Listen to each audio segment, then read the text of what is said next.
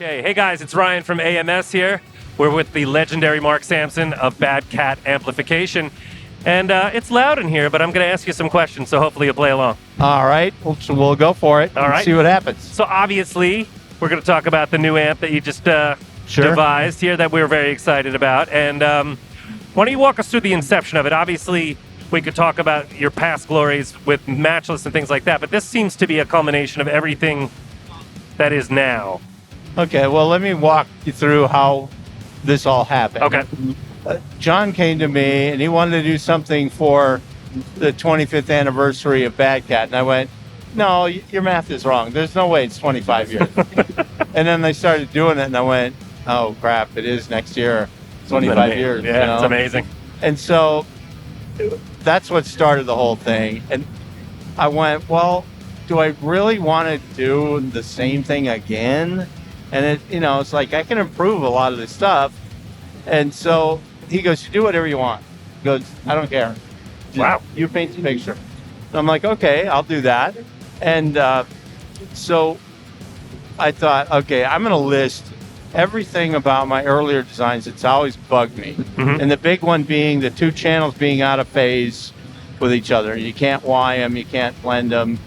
They drove me crazy.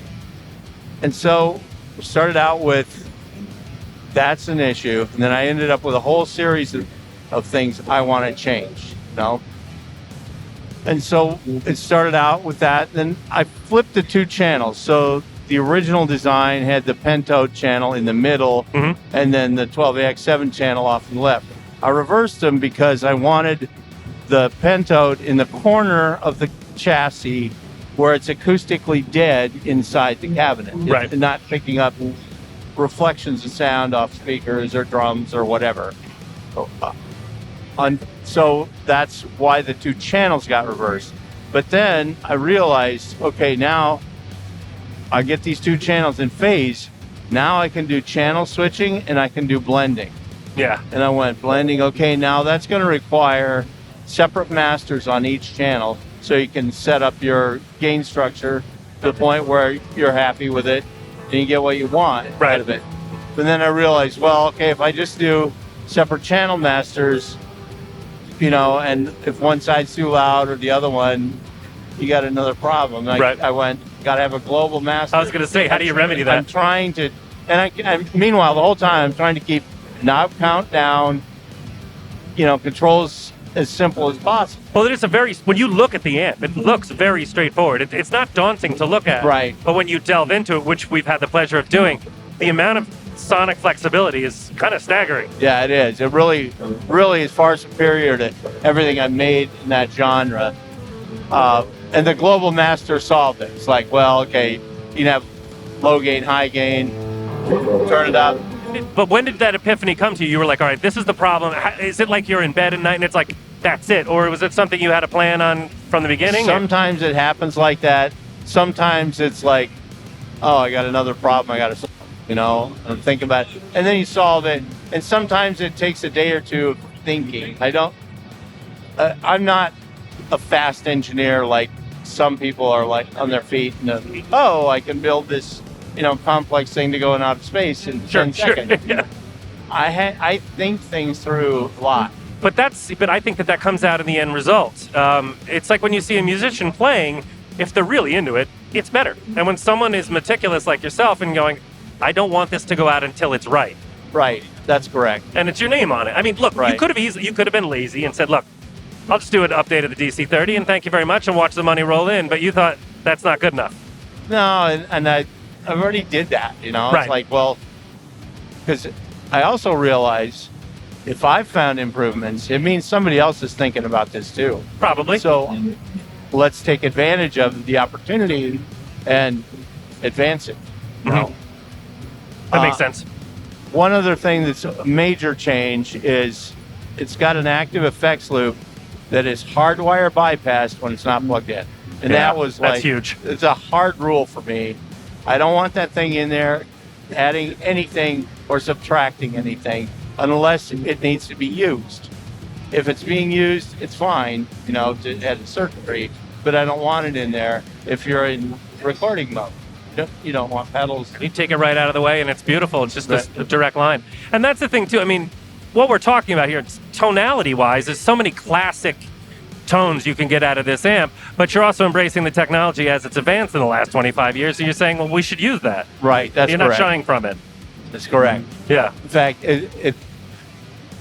so I have a love-hate thing with new technology because my whole thing, of course, has always been based on ancient technology. Of course, yeah. But what I've sort of morphed that thinking into, well, you know, there's nothing wrong with keeping the pure old technology and then supporting it with external components and external things like the switching. Mm-hmm.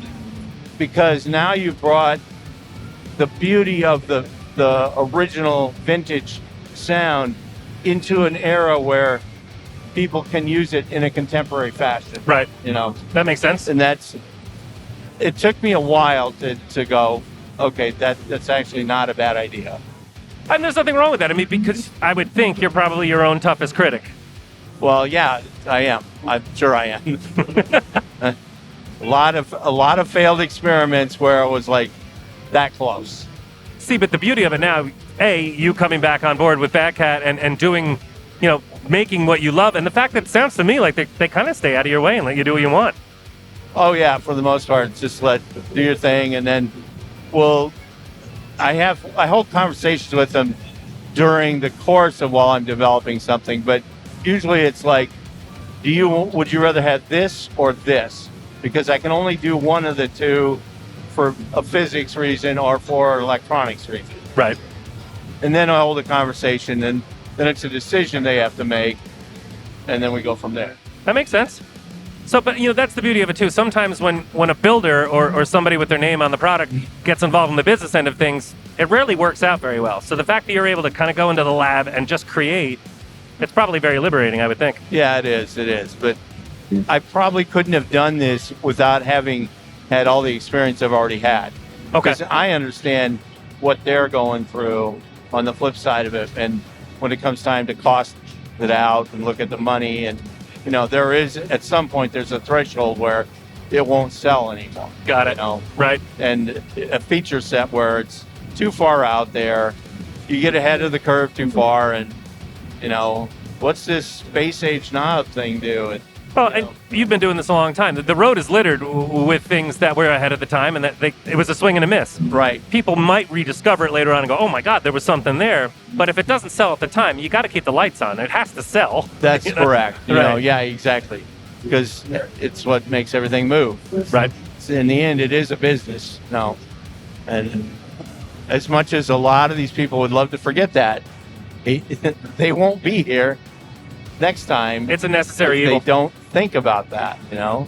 Well, this we know this already, that this amp is a killer. You knocked it out of the park. Hopefully there's not another 25 years between this and the next design. So Oh, no, I'm already working on 2 other ones. I was hoping you'd say that. Yeah. But we can't talk about it yet, can we? Well, they're not done, so Okay. there's nothing to talk about yet. Well, then I ask is next time it is done, we can come back to this couch and talk about it, because this is by far the most comfortable part of the hall I've been in. So Yeah, welcome to have you. Yeah. You know? Thanks Love again, to Mark. have you. I appreciate it, man. Thank you. Okay. All right, thank you for your time, Mark. I do appreciate it. And if you guys want to check out the Era 30 and all the other Bad Cat amps, be sure to check us out at AmericanMusical.com.